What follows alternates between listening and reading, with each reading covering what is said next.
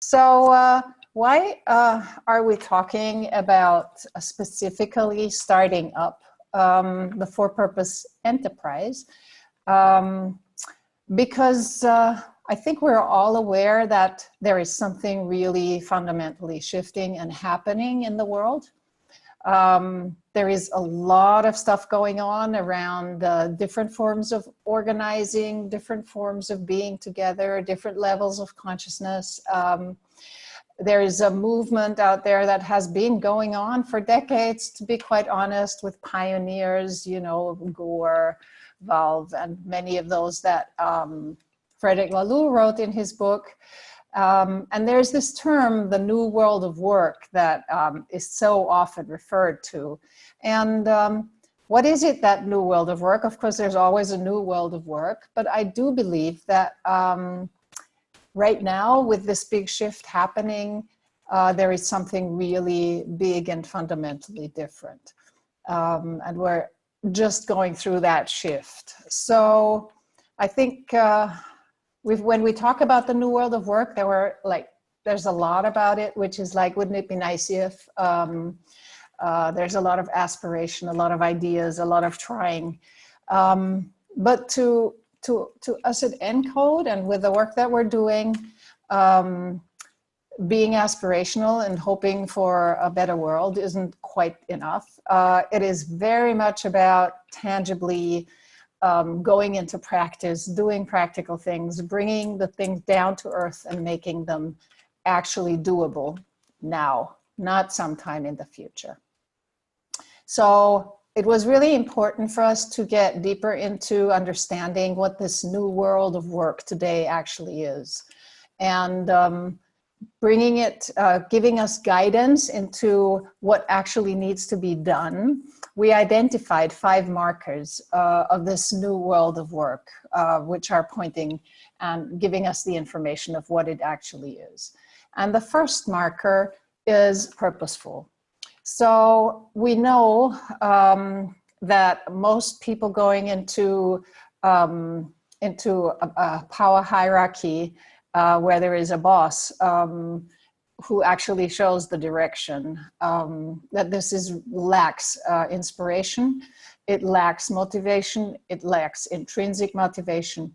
And more and more and more people are clearly expressing that it is much more, doing work is much more about following purpose, being purpose aligned, knowing about your own personal purpose, knowing about the purpose of the organization you are actually contributing to, and having those both purposes aligned.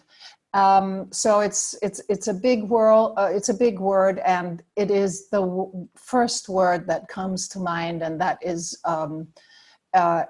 everywhere you can read about it. Everywhere you can listen to interviews. You get it in social media, in books, in articles. Purpose rules, and this is the first clear marker of the new world of work.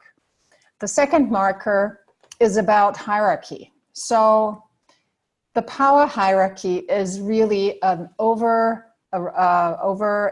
I hope that's the right word, is a concept that goes back 150 years, and probably even more. And we know that this is a slow concept that leaves people unmotivated, and organizations too slow. So the new concept is a completely new form of how to structure work.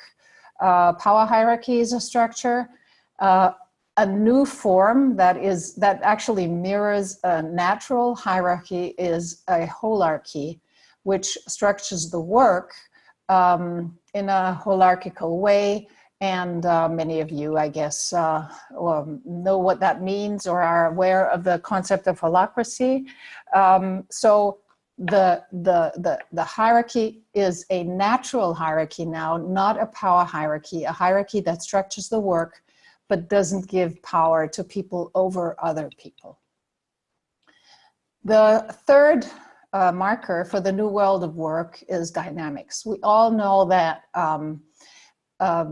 the question of predicting the future and then controlling how to get there is a really, really slow process that keeps organization pretty rigid and not fast enough to react and to adapt and to respond to the needs of the world today.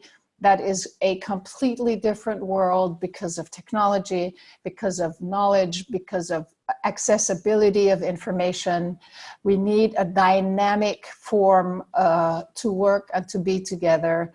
And for us as humans, we have sadly found, or happily found, I don't know, that we're not so good in predicting the future. And then controlling how to get there is even more difficult. When you, what we're really good at is in sensing what is needed now. We're really, really good sensors and can react fast. So in this world of work, we need dynamic ways where we humans can actually become good sensors and then react fast. So this is the third marker, how dynamic is needed. And the fourth marker is autonomous.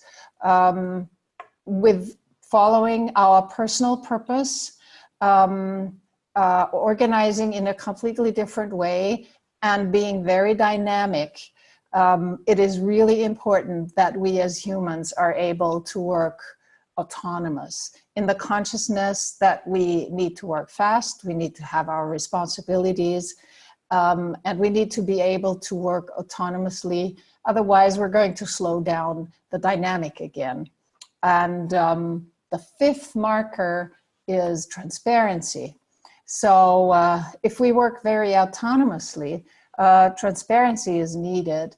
And you will also see that if you put those markers together, there is also a system that needs to have trust, and trust allows transparency. So if you want to deal autonomously, you have to have access to all the important information in the entire organization, and that is transparency. So to put all this at work, as an entrepreneur, we are, of course, challenged to rethink and move forward into this new world of work. And if you are an entrepreneur and either are thinking about founding a business in this new world of work, or you already have founded a business or in the process of founding a business, there are going to be a number of challenges and sort of pain points that you will run into, or that you have already run into. And I would just like to state a few in order to, I'm sure for those of you who have started businesses before, like me, you will resonate with those pain points. And I'm just gonna sort of address some of them. I'm sure I don't have all of them. I'm going to address some of them because that will drive us towards the answers that encode.org is giving or is bringing to the world now in order to address these pain points. So the first pain point is the organization. When you start up a business, that's generally you have maybe 2 or 3, sometimes even more, but a small group of people who are really inspired by what is just emerging, who love to just sort of put up their sleeves, get everything going.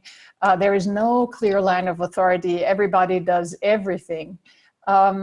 And then eventually, as the organization moves forward, from a certain stage of growth on, suddenly there is structure and organization and processes needed. And then it becomes really different to answer the question of who did actually what, who does actually what, who is in charge, who is going to be the boss. And I know from my own experience of having started 4 organizations before I went into this new way of working, that it becomes very difficult, and between people becomes very difficult. And I have experienced and have seen many friendships break up in this point, because there was no clarity and no clear line of, as I said before, no clear line of authority. And that is sort of a really big pain point that startups generally run into. The next one is certainly something that also many of you will resonate with, and that is the financial pain point. Generally, you have to run for equity. You have to find a static equity split from start on, and that generally pre-programs future conflicts. You have pressure to make payroll, which is unpredictable, and in the unpredictable and ever-changing financial conditions and circumstances, that is a big pain point and pressure point for startups, especially as cash very often is a scarcity, especially in the beginning. And there is also generally no way to fairly contribute to non-financial, to account for non-financial contributions, like the work you bring in. Mostly people start working in startups without actually getting paid for their time and for their you could even bring in non-financial hardware or anything else normally that is not accounted for. And that again very often leads to a lot of misunderstanding and problems. The next pain point is the legal pain point. We have in our jurisdictions a very limited range of legal containers available. Generally, all these legal containers already tie in personal power. That if you want to work in a self-organized way and fully work in a self-organized way, this has been until we looked further into it, this has been a really big obstacle of bringing self-organization and distributed authority into a startup because of the limited legal possibilities. And of course, the antique governance structures that are embedded in all the legal systems that are offered, again, are the same obstacles. And those sort of antiquated legal structures just always force power, personal power into a system. So even if you have decided to work, let's say with a system like Holacracy, where you have complete distributed authority, as soon as you start getting it into a legal container, you automatically have personal power embedded in it again. And that can be very destructive to a system that works along the markers of the new world of work. And last but in no way least, there is always the social pain point. You have to make rigid decisions about partnerships at a very early stage, meaning who is a partner, who is not, who is going to be employed, who is not. And you have no way of dealing with this dynamically as it is actually requested in this time. And you have implicit expectations that very often lead to conflict when the going gets tough and things get serious and the startup starts to grow. And again, very often you have complete unclarity about processes, how to deal with personal issues. So those are like a number of pain points.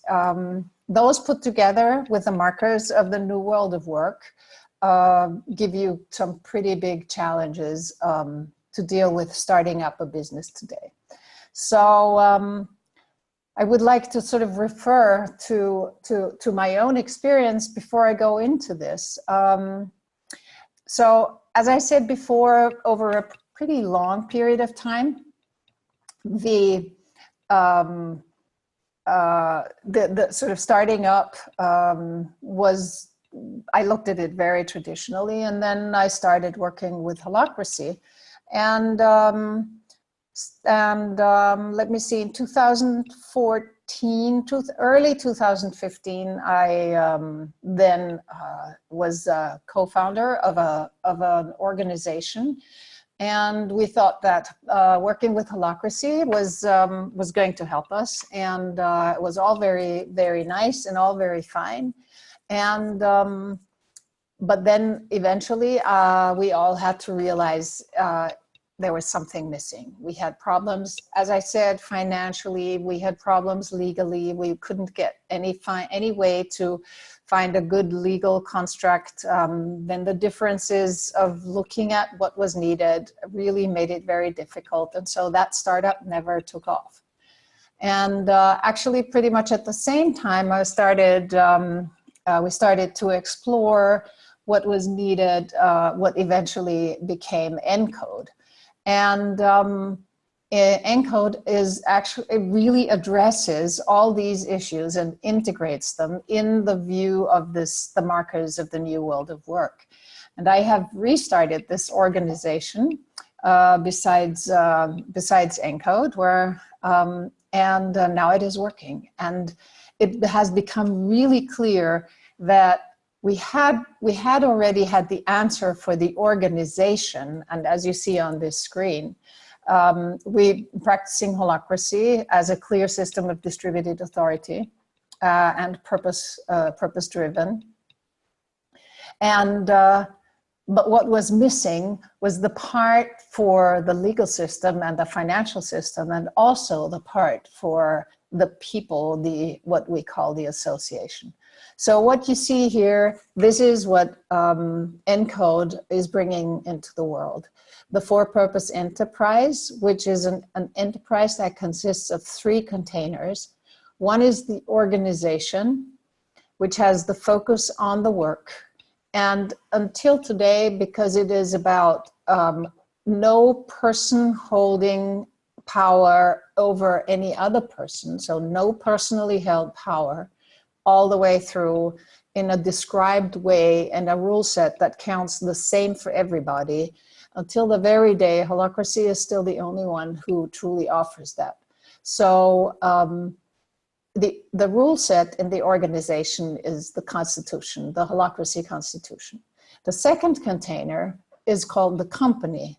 This is where the legal stuff lies, and the focus is the property of the organization.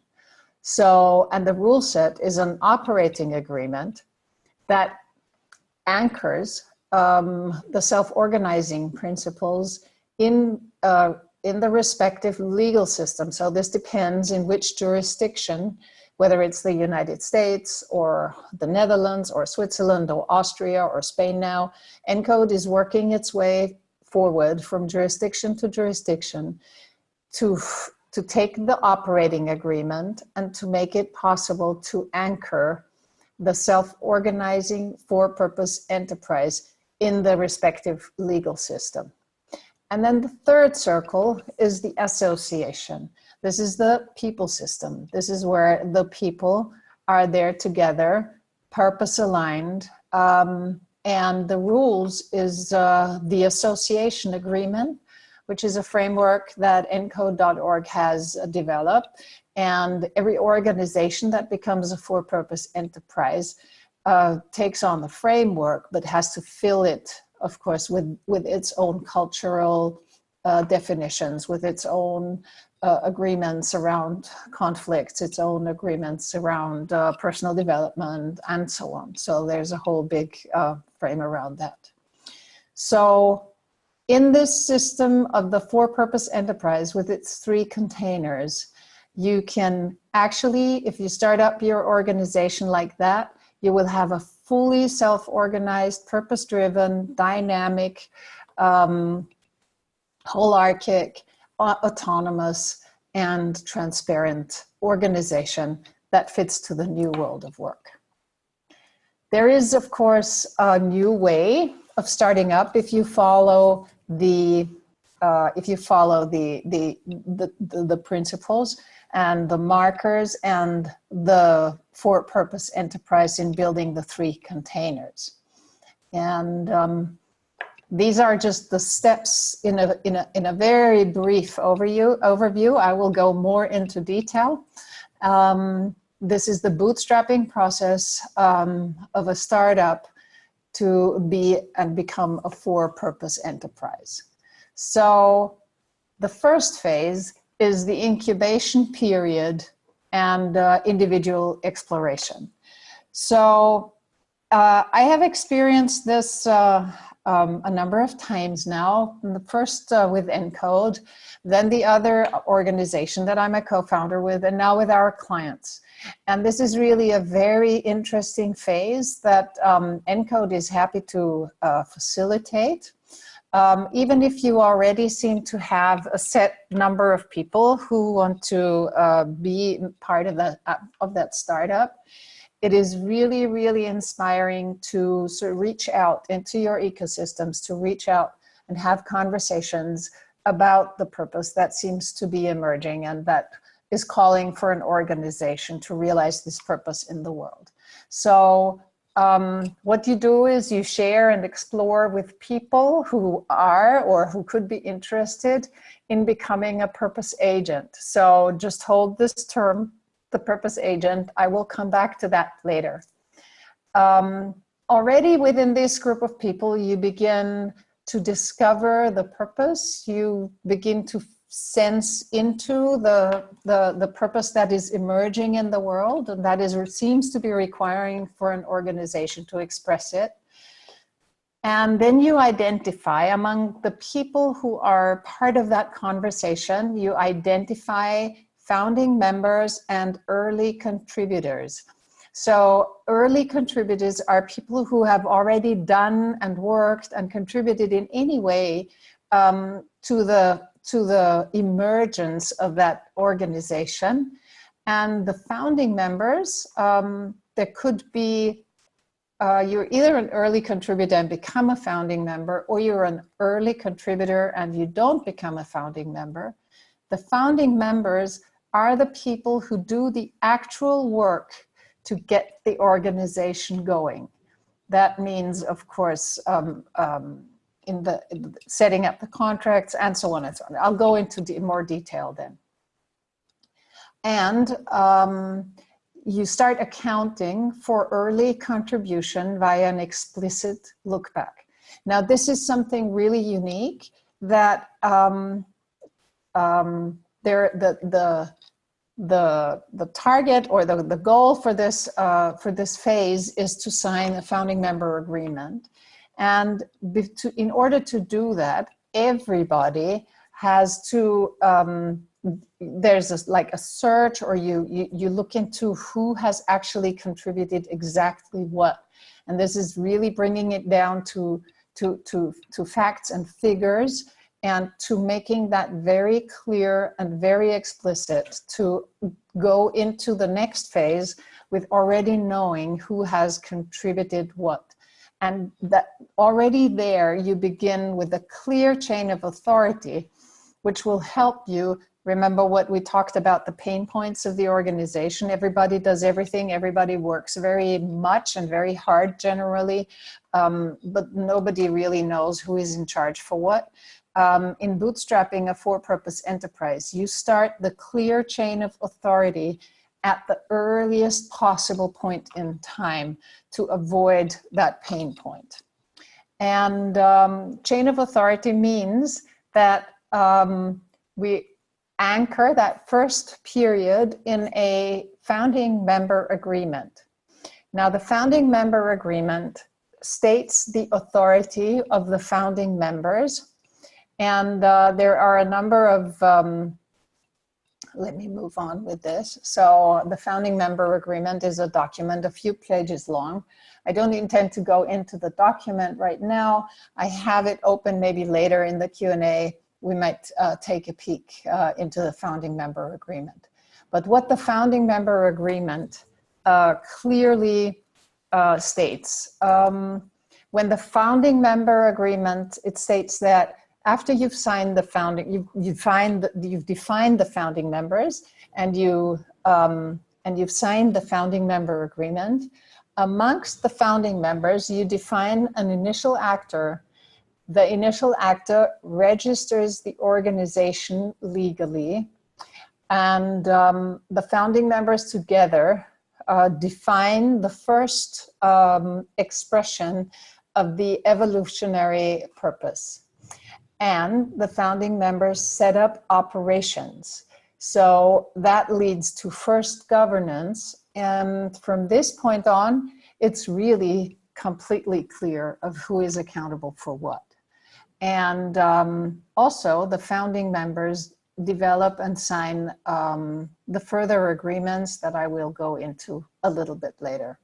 So immediately from this point, you have a clear, I'm repeating this because it is so important, you have a clear line of authority.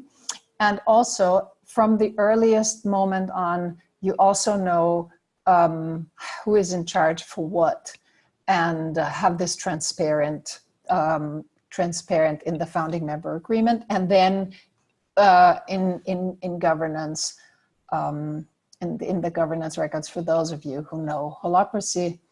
And so the founding member agreement is what, up to the point where the founding member agreement is signed, is what we call the pre-governance incubation period.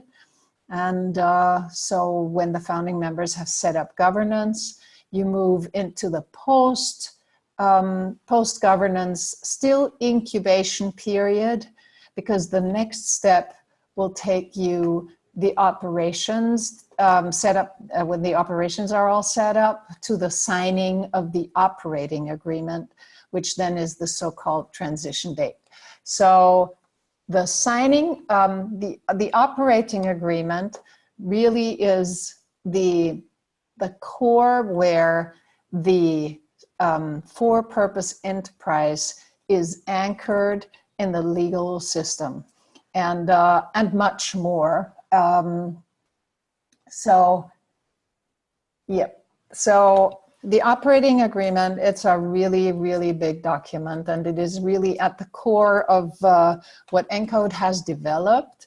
It is, it makes clear, again, in the operating agreement, you sign that this organization is run by a management control system called Holacracy until there is no actual alternative. For this agreement, it'll probably stay that way. And it also declares, it shifts what in the United States is called the fiduciary, the greater care and concern, not towards shareholders, but towards the purpose of the organization. It clearly defines that this is the primary care, sort of the care and concern. It defines the legal anchoring. It defines the rights of members and partners when it comes to the financial instruments, the units, and I will go further into that very later. So it is a set of, like, normally when you have bylaws, you're like really happy that they're done and they go into a drawer and you never deal with it. But in the operating agreement in its entirety is in itself, of course, like the system is dynamic as well. But the frame it gives is, it really anchors completely the self-organizing, purpose-driven and distributed authority system in the legal and the financial system. So the next, it's a big step that needs to be done. Also is the membership grant agreement that defines your membership relationship to the organization. And I actually haven't mentioned the purpose of ENCODE, and that is going beyond employment, liberating purposeful work. Because in order to actually have autonomy, a clear distributed authority system, and transparency, you really, really don't want employees. You really have everybody in the system to become a legal partner and an investor, everybody. And that is clarified in those two agreements, in the operating agreement and in the membership grant agreement. So everybody in this, in a for-purpose enterprise is a legal member and an investor, because investment is completely redefined. Investment can be money, but it is also our talent and our time that we invest. And in order for investing our maybe money or talent talent and time and engagement, then we can expect sort of a profit interest from the organization and build it from a purely entrepreneurial perspective. And the next is confidentiality and IP, very often needed.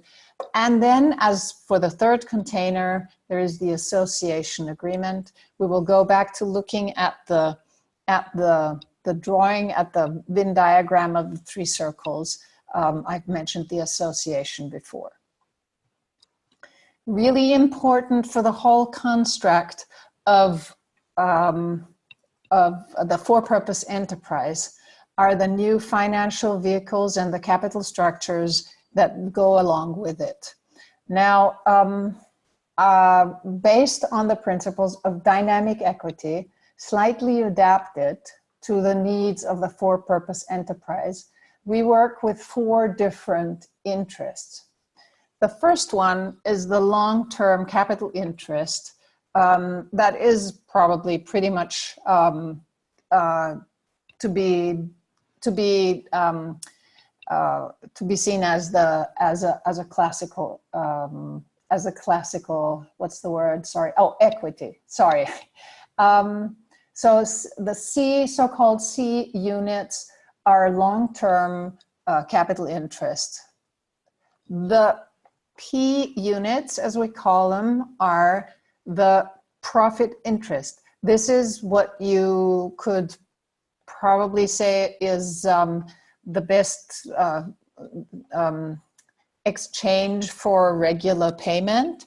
This is how, if we bring our energy and our talent and we work, we fill roles, we energize roles, we become investors, and we are part of the association and bring so much energy, then in our membership grant, it is defined what we expect as profit interest out of the profit that this organization is making or is intended to make in the future.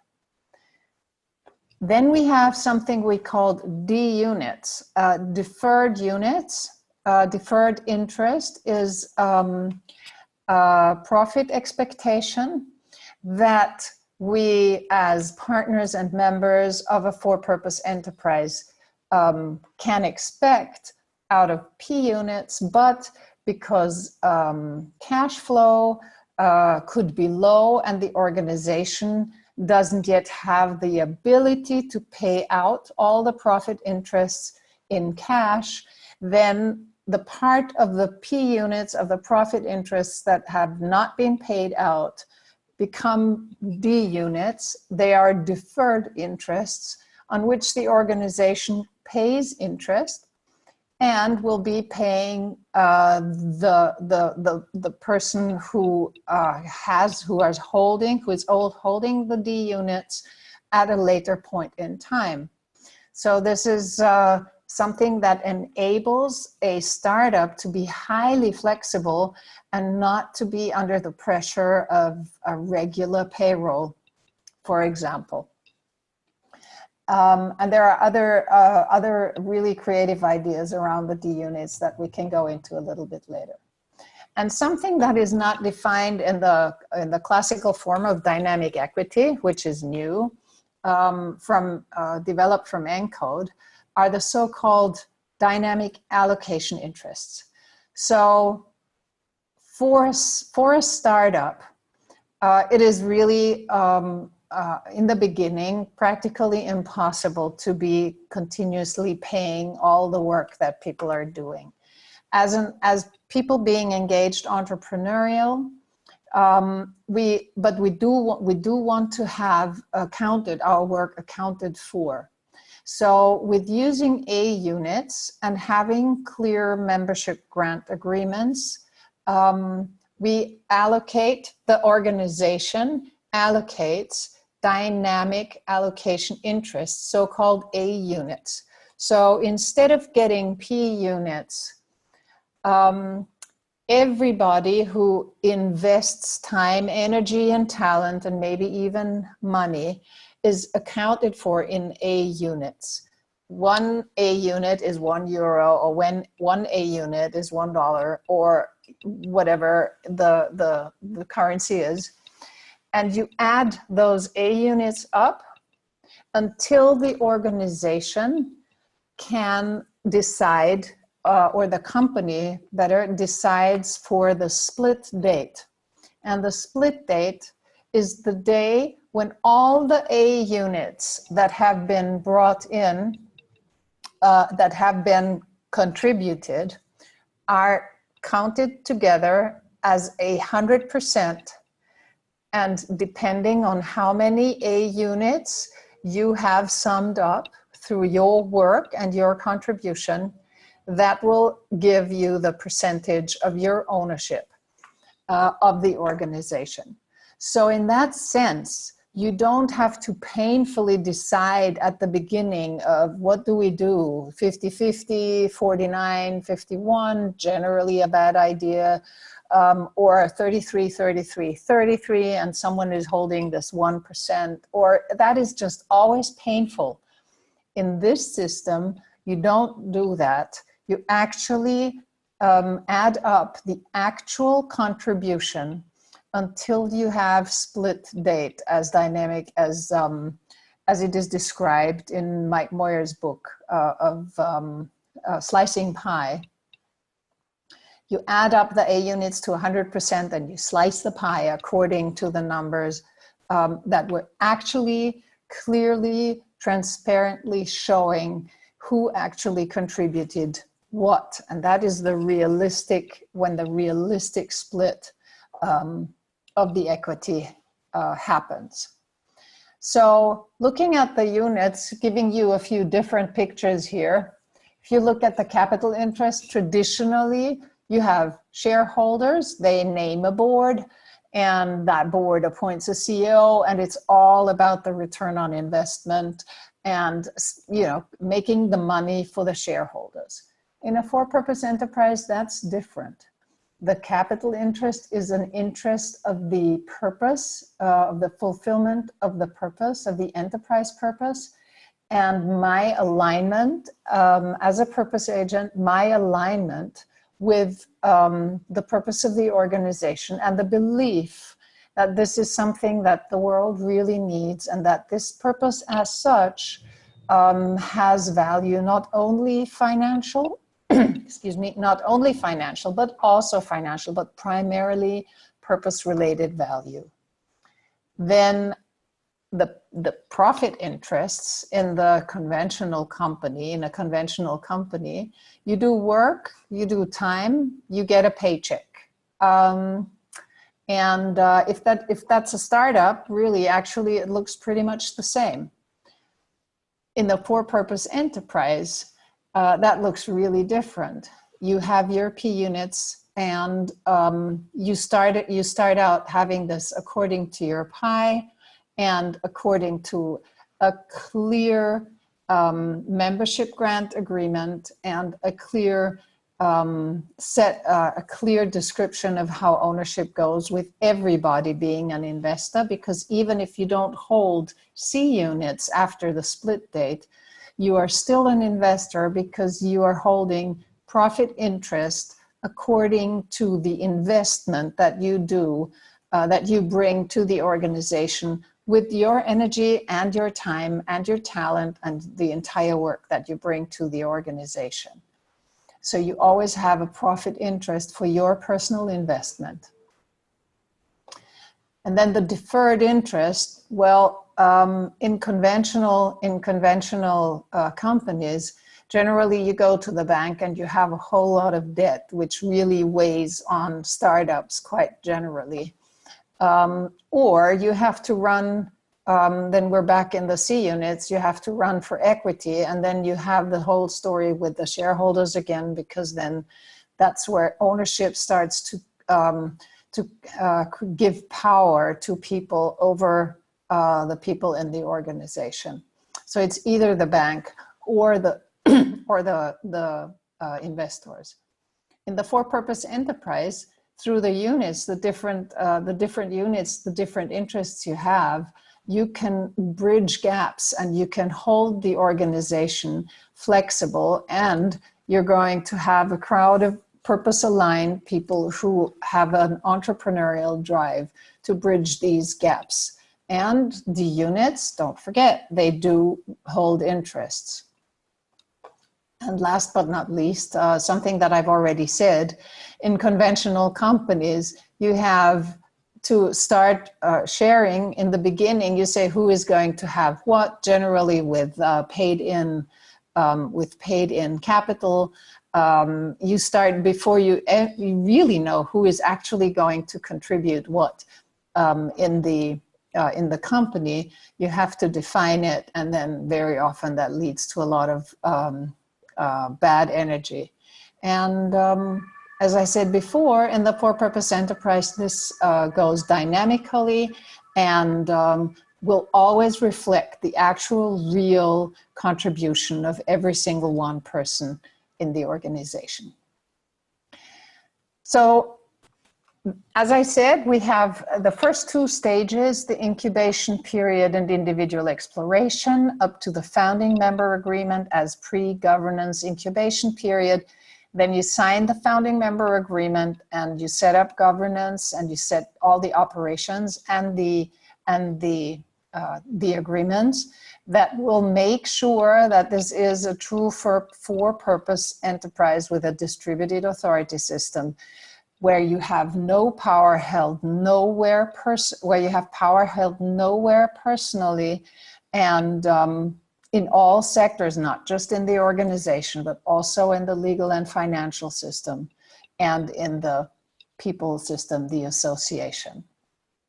So then it is about navigating the for-purpose enterprise, making it real, living it, and coming back to this picture, the for-purpose enterprise brings back the individual into the center of it all. You, as a partner and member of a then founded startup, are right in the center of it. You are a partner in the organization, a member in the company, an investor in the company, and also a member in the association. And in this center part where it all overlaps, that is you, taking the various perspectives, looking at the needs of the organization, the company, and the association. And what this brings out is a completely new emerging worker, a new species that we call the purpose agent. You have heard me use that term before. The purpose agent has some very specific characteristics. And again, coming back to the markers of the new world of work, the purpose agent is someone who works purposeful, who doesn't like power hierarchy, who needs a different kind of structure, in this sense, a holarchy, that needs to be able to work dynamic, autonomous, and with a lot of transparency. So from liberating the work, which was actually done through Holacracy and similar self-organizing systems, this is now to liberating the worker, of being beyond employment, being an investor, being an autonomous entrepreneur within an organization. It is the new worker in the new world of work, quite in general. Again, purpose-driven, seeking for meaningful work. We hear that over and over and over again. And there is something else that this enables. We sort of saying tongue-in-cheek, I'm copying my colleague Tom here, organizational polyamory becomes a normal thing.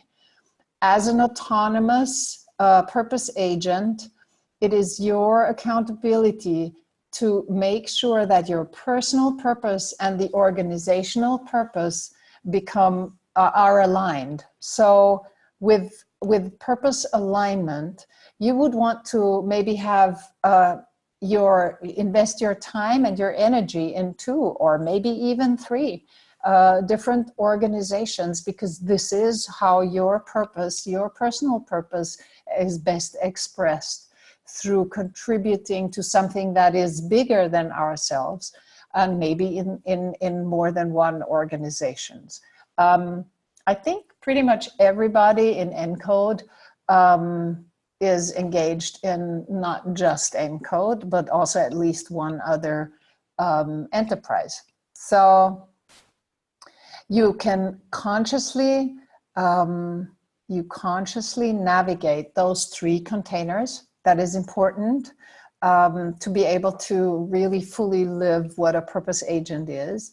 You're an investor and not an employee. And the human discourse is undistorted by any usual power game. That is the beautiful thing. Sometimes very challenging, but it is beautiful. It enables the growth of completely different relationships when you work like this together in a for-purpose enterprise. Again, you can navigate multiple organizational commitments, and purpose agents are very often seen as what today is called a digital nomad, remote worker, independent, location independent. So again, there's a lot of autonomy and dynamics in this for the purpose agent. So as you can probably imagine, with the units, with the membership grants, with the different contracts, there is a whole lot of complexity that this brings into our lives. So what ENCODE is doing, and will soon be showing up with the first product, is developing a platform that will enable to navigate the complexity. So you will have your user interface. You will see exactly which units are you holding where, and in which organizations, eventually also which roles, which agreements are you holding. And part of this will also run on the public ledger, like on the blockchain, to make smart contracts and to keep it all stored in this one space to navigate this, this complexity. Well, this was sort of a quick drive-through, and we're traveling around the world, bringing workshops where we give you a lot more details on what I've been telling you about now. So these workshops give you an experience of what it means, and from a startup point of view, I can just tell you from experience, it makes a huge difference. The main things are the financial instruments. It's working in a different way, working in a system of distributed authority, having the legal answer that will not corrupt the distributed authority system, and the financial flexibility that the system brings is just amazing. And last, but again, in no way least, it enables our human relationships with the people we work together in a totally new and very, very beautiful way. So I haven't had the opportunity to look at the. Wait, I'm going to go. Yeah, I'm going to go back to this one. So now let me just quickly check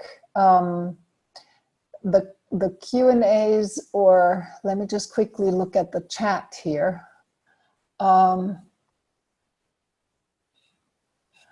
Okay, hang on. So I see that there are some questions in the chat box. So I will look into that. Wow, from Oregon. And then I have, please feel free to start populating your questions. Okay, that was from us. What are the key differences between a Holacracy organization and a SEMCO style organization? Thanks for the question. The SEMCO style, you know that this has been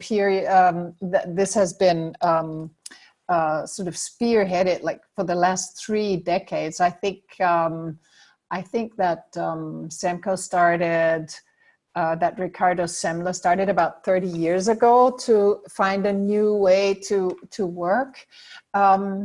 And I think the really big difference is that he still really doesn't, I have to say, as much as I know, okay, really still hasn't actually let go of the power hierarchy, sort of that I'm the owner and I am giving my employees the freedom. I'm quite sure that SEMCO still has employees. And the minute you talk about employer and employee, you immediately have power held personally again. It's just the system that brings that disbalance. So that's a quick answer. And I'd, because I'm really not totally familiar with what SEMCO has. I just know that he still has employees. So, okay, let me look. I have no questions right now. Okay, so now let me go into the Q&A here. Okay, so how do you, within Holacracy, balance the getting things done and getting things organized when the small organization is starting up or growing? Well, this is, okay, I'm not quite sure I understand. Niels, thank you. I'm not quite sure I understand the question, because it is exactly Holacracy that balances the getting things done through distributing or making clear the accountabilities of who is accountable for what, making very transparent the available resources, and then sort of accounting for the amount of work that has really been brought up. I think what you mean is that at the beginning, there is always really, really, really a lot of work. The getting things organized is what Holacracy does. Unfortunately, I don't have the possibility here for conversation. So what I would ask you is, how much do you actually know about Holacracy? Because getting things organized is exactly what Holacracy does. The complete clarity of who is in charge for what, and getting things done in the Holacracy world is a term for, you know, for a self-management system that everybody is required to use when practicing Holacracy. So that's how the things move forward. So Robin, your question was, are the member and operation agreements freely available? They will be. They are not yet. They will be open sourced. We're really, really working on them. But the operating agreement, for example, has 48 pages, and it's kind of a killer when we hand those out. So we're working on making those agreements visually more appealing and easier readable. But again, I promise they will be available. And actually, we're coming to Amsterdam for a workshop. I don't know, Niels. I had a question here about the Dutch law. I think, oh, there it is, right. Do the legal documents apply to Dutch law? We have a client in Amsterdam who is just now in the process of, with whom we are just now in the process of finding the best answer. I think we're pretty far. Please do reach out through our website, or possibly come and join us in Amsterdam at our workshop, because my colleague Tom is going to be there and deliver the workshop together with me, and he does the service delivery work with our Dutch client, and he will be able to give you a lot of information on that. So our Netherlands workshop is on October 18th in Amsterdam. So please come to our website and find those dates. I'd be happy to see you there. So Christoph, how is the split date defined? In advance, yes, the split date is defined in the operating agreement. And I would really, if you haven't read Mike Moyer's book of Slicing Pie, and you're interested in that, I would really advise you to read that, because it depends. You decide, there are various possibilities. Generally, it is tied to some markers around cash flow positive plus some percent. So where you can kind of think that there is some kind of sustainable revenue and some sustainable revenue that will bring you into a cash flow positive situation. But there are other possibilities of how to define a split date. And it is defined in the operating agreement when that will be. So I hope this answered your question. Are A units allocated based solely on time given? What if one person takes greater responsibility than another, or gifts a workplace, or other contributions? Okay, so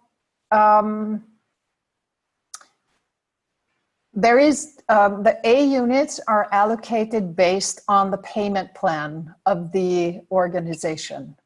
And so before there is a payment plan, at the look back, at the before governance, so before signing the founding member, or actually the operating agreement and the membership grant agreement, there has to be some kind of understanding of what is contributed. And I have experienced this in a number in a few organizations now, and that was always possible.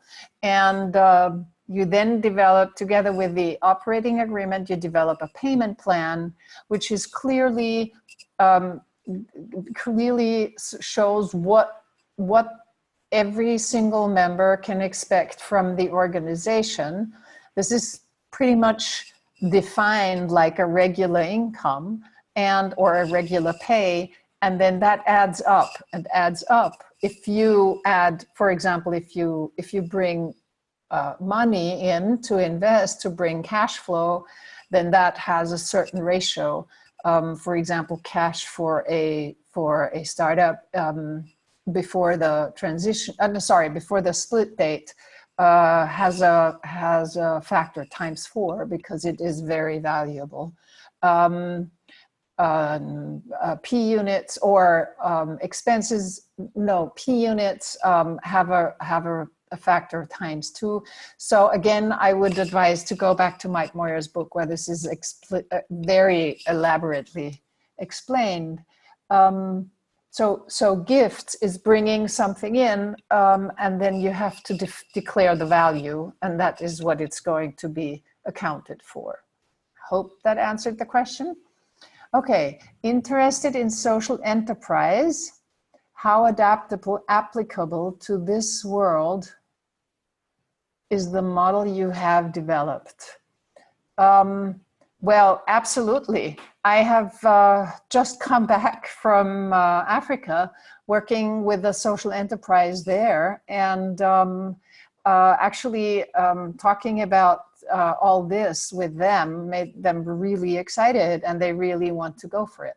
So I understand there's a lot of difference with social businesses, or that line between social business and NGO and so on. I mean, for many people it's very clear, but it really doesn't matter, because actually whether it's for-profit, non-for-profit, a social business, or whatever, for us at ENCODE, it's all for purpose.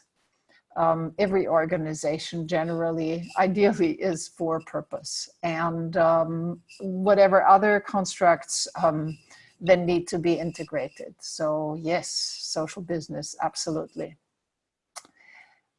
Oh, Brooks Tanner, hi. Still haven't met you, but we've been in communications. So let me read your question. I'm not clear on the difference between D and A units. They both seem like an alternative to cash compensation. Absolutely. As long as you have A units, you don't have D units. D units are then at play once you have baked the pie. The equity split is clear, and it's about and then everything goes to P units, okay? So the regular expectation of profit interest cannot always be paid out fully, because as we're still in the startup phase and the cash possibilities go up and down. So if you see in advance that, and you generally do, that your cash is going to go down, you then distribute D units, partly P units and partly D units. And as an investor and a member and partner of the organization, that means you don't get that paid out now, but you will receive it, and the organization pays interest on it. So D units only come to play after the pie is baked, and then you don't have A units anymore. So the A units are the dynamic instrument to decide for the equity split, and then A units go away, and you only have C units as equity units, the P units as the regular profit interest that you have, and the D unit if the regular profit interest cannot be paid out. So I hope that answered. Christoph Meyer asks, after founding the for-purpose enterprise, will a similar process be applied to all fresh new hires? Okay, they will not be hired. All fresh partners members, absolutely. Everybody who comes on board becomes an investor, investing time, energy, and talent, and therefore has an expectation towards profit units. And all this is clarified in the membership grant agreement that is signed at the beginning, and actually is sort of the part that you talk about when somebody wants to come on board. So the next question of Christoph, does the fact that you work for different FPE lead to a detailed working hour report for each of the FPEs? Or how do you track the allocation of your split work? Okay, so we don't make hourly reports because we declare a percentage of our time to dedicate to an organization, and that percentage of what we call sort of the focus time, and generally we all have like 100% of focus time that we dedicate to work for organizations, and we distribute that focus time between the organizations, and if I have, let's say, 80% focus time, I distribute that focus time consciously amongst the roles that I hold in the organization. So that depends on what the actual question is. But for example, if I'm a role filler in a circle, talking about practicing holacracy, the lead link will need to know how much focus time I dedicate. And we all try to be very specific about the outcomes of our work and be very responsible about the fact how we do we actually fulfill those percentages that we have dedicated. So this is all open conversation, open discussion, open sharing about projects and actions, open sharing about role filling, no control with ours being written down. So let me try and see where we are. I am not clear on the, okay, so Conrad, how do you define a for-purpose enterprise? Well, the for-purpose enterprise is okay, wait a second, that question disappeared right now. Anyway, I think the for-purpose enterprise is the enterprise that holds these three containers, is purpose-driven, holarchic, dynamic, autonomous, and transparent. So, okay. Are A units allocated? Okay, I'm sorry, I lost because this keeps jumping. Was US enterprise, what US enterprises are currently operating with this system in place? With the for-purpose enterprise, it is Encode, it is Evolution at Work. It is, oh my God, there's one just, one in Boulder already bootstrapped called Fleet Creature, and there is another one in Boulder just starting up.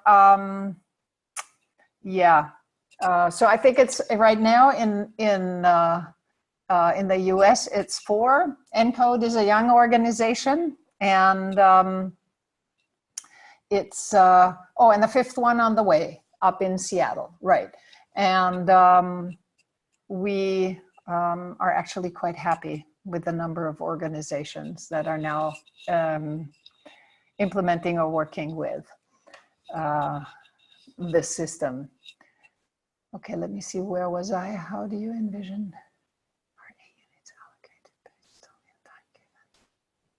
Okay, wait, I think this is question this question I haven't answered. Are A units allocated based solely on time given? What if one person takes greater?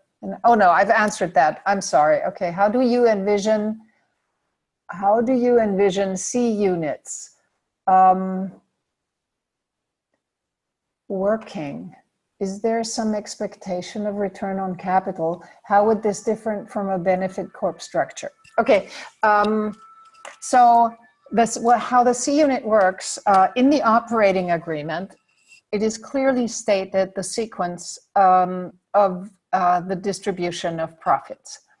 So first come P units, second come D units, and third come C units. So when it comes to, you know, to the available profit for distribution, there is that clear sequence in the described in the operating agreement. And I don't know how B unit, how the benefit, the B Corp defines that, because I don't think that B Corp has these different units. So, and I think also in the B Corp, as far as I know, you still have the classical shareholder, even though the fiduciary is shifted towards the benefit away from the shareholder. But not everybody in a B Corp is considered an investor and holds units, as far as I know. So that's a big difference. What happens to the employee rights, which gives security to people? Is this done in a different way? Or is everyone self-employed in the legal sense?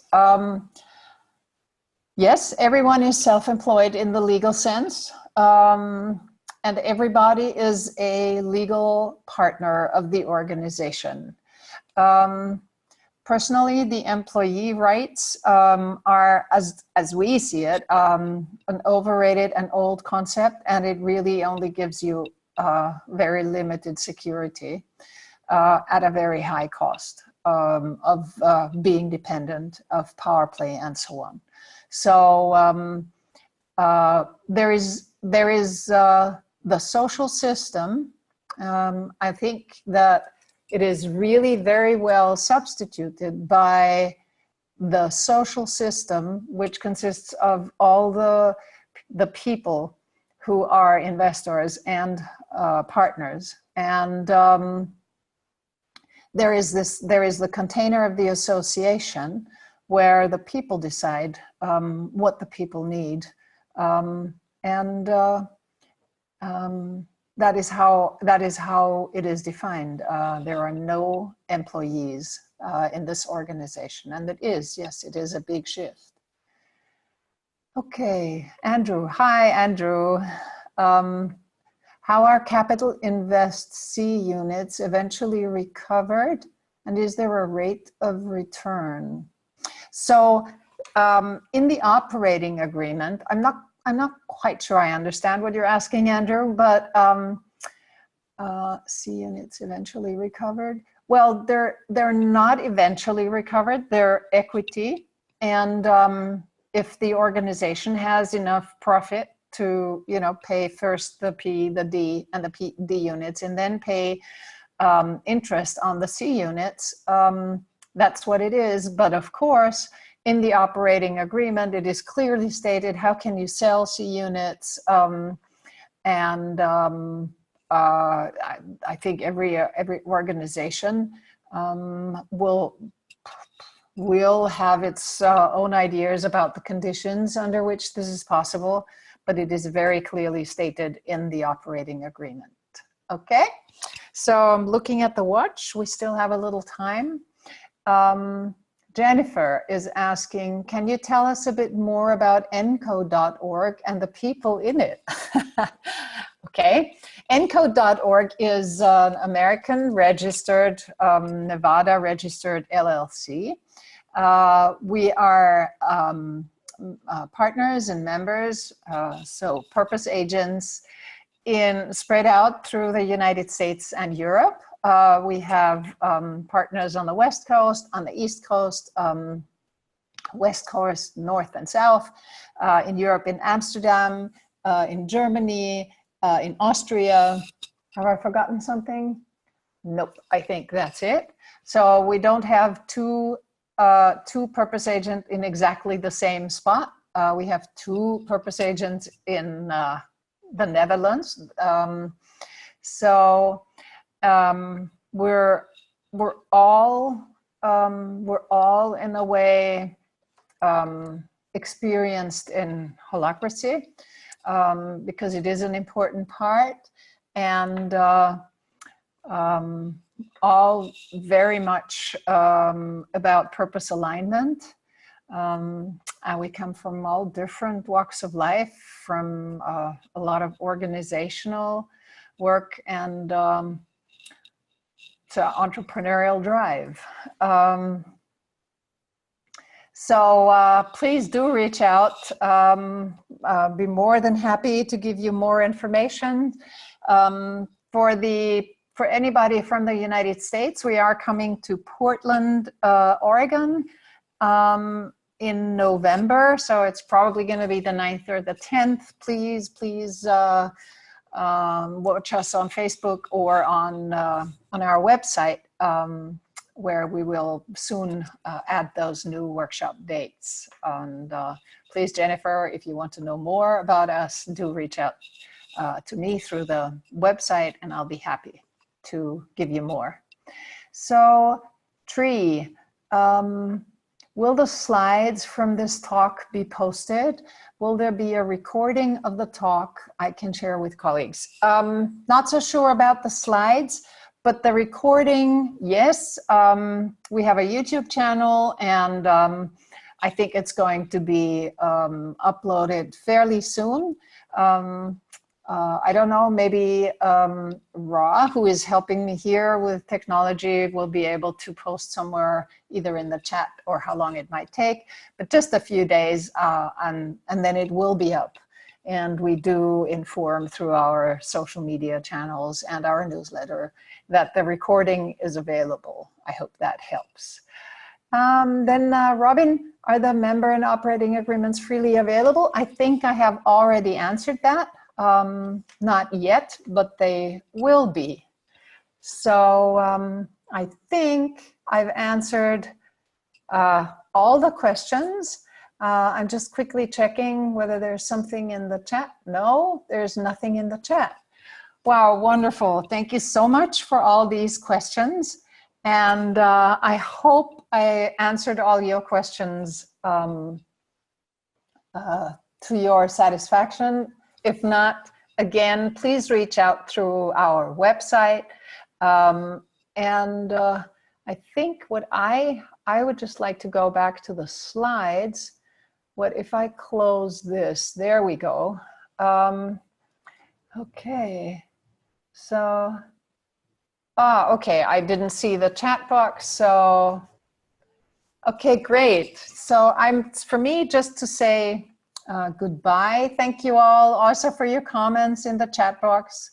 Ra, could you please be so kind and save the chat box? I'd really like to read that and see how your comments went besides all the questions. Again, we are traveling the world with our workshops to inform. After the US, we're going to Japan, which is awesome. And we'll be back in Europe then with the new year. So thank you all for holding out, being with me for, yes, wow, almost an hour and a half. Please, I can't say that often enough, do reach out through the website. I think we have some really awesome experiences, further experiences to share about starting up. And we truly, truly believe that this is a really awesome way to go to start up a business. It's brought so much energy and so much possibilities for us and for others. So I'd be really more than happy to share more. Okay, thank you. And have a beautiful day, evening. And to all different parts of the world with you being here with me. Thanks. Bye-bye.